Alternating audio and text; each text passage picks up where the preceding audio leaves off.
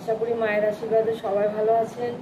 আমি ঝুমা, আমি আবারও চলে এসেছি আরও একটা সুন্দর সকালে মায়ের আরও কিছু নতুন কথা নিয়ে।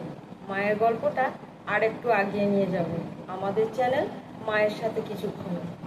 চলুন, তার আগে আমার ইষ্ট মা, স্বামীজি, ঠাকুর, আমার গুরুদেব সবাইকে প্রণাম জানিয়ে আশীর্বাদ চেয়ে আজকে কোন গল্পটা বলবো বলুন তো? সম্ভবত পৃথিবীর আধ্যাত্মিক ইতিহাসে এটাই প্রথম ঘটনা নিজের স্ত্রীকে জগৎজননী রূপে পূজা করা।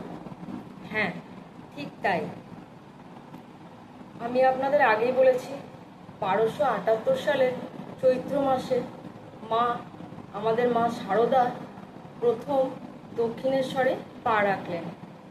আর তার ঠিক 2 থেকে আড়াই মাস পর 1279 সালের 24শে জ্যৈষ্ঠ তিথিটা ছিল অমাবস্যা, আর সেদিন ছিল ফলহারিণী কালিকা পূজা।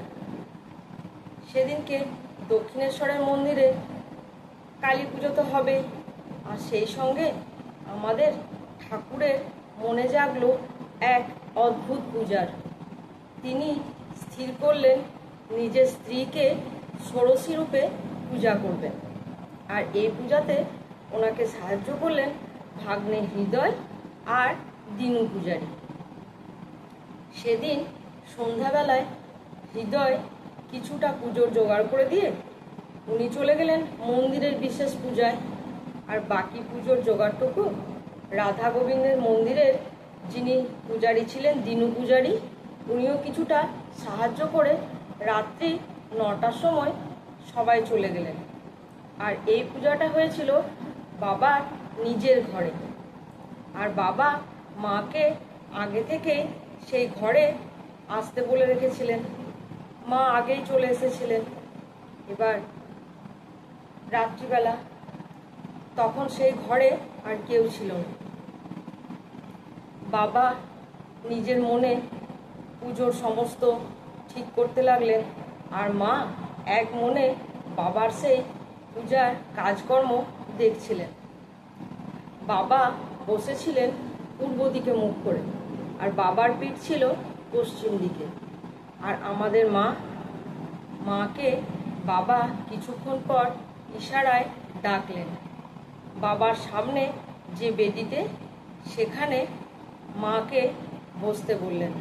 মা মন্ত্রমুগ্ধার মতো সেখানে এসে বসলেন। মা বসলেন পশ্চিম দিকে মুখ করে, অর্থাৎ বাবা ছিলেন পূর্ব দিকে মুখ করে, আর মায়ের মুখ ছিল পশ্চিম দিকে।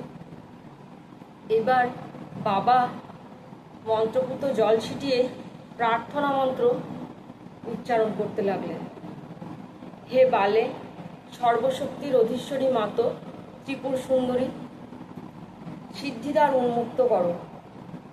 ইহার শরীর ও মনকে পবিত্র করিয়া ইহার মধ্যে আবির্ভূতা হও, সর্বকল্যাণ সাধন করো। এই বলে বাবা ষোড়শ উপাচারে মায়ের পূজা করতে লাগলেন।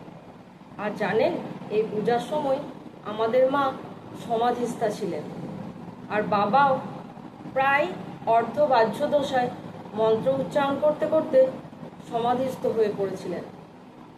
অর্থাৎ পূজকও সমাধিস্থ, আর দেবী উনিও সমাধিস্থা। এইভাবে কতটা রাত কেটে গেছে, প্রায় মাঝরাত পেরিয়ে গেছে। এমন সময় আমাদের বাবার সমাধি ভাঙল। সমাধি ভাঙার পর আমাদের বাবা ওনার জীবনের সমস্ত সাধনার ফল, ওনার জপের মালা, নিজেকে উনি দেবীর পায়ে সারা জীবনের মতো বিসর্জন দিলেন। সেই সঙ্গে ওনার সাধনার সমাপ্তি হলো। এক বিদ্যারূপিণী মানবীর দেহকে অবলম্বন করে মাতৃ আরাধনা করলেন। আর আমাদের মায়ের মধ্যে যে সুপ্ত দেবী শক্তি ছিল, সেদিন থেকে তার উদ্বোধন হলো। আর এই পূজার পর বাবা ভোগের কিছুটা অংশ শ্রীমুখে দিলেন এবং কিছুটা অংশ নিজের মুখে নিলেন। এই পূজার পর মা যখন সেই ঘর থেকে বেরিয়ে আসছেন, মায়ের সে কি ভাব! হঠাৎ মায়ের মনে হলো ঠাকুরকে তো প্রণাম ফিরিয়ে দেওয়া হলো না। মা সেদিন মনে মনে ঠাকুরকে প্রণাম করে সেই ঘর থেকে বেরিয়ে আসলেন। এই গল্প আমি আরও আগিয়ে নিয়ে যাব, আপনারাও পাশে থাকুন। মায়ের এই গল্পগুলো যদি ভালো লাগে আপনারা চ্যানেলটা সাবস্ক্রাইব করে লাইক, শেয়ার, কমেন্ট করে দেবেন আর বেল আইকনটা প্রেস করে রাখবেন। তাহলে নতুন ভিডিও আসলেই আপনাদের কাছে তার নোটিফিকেশনটা চলে যাবে।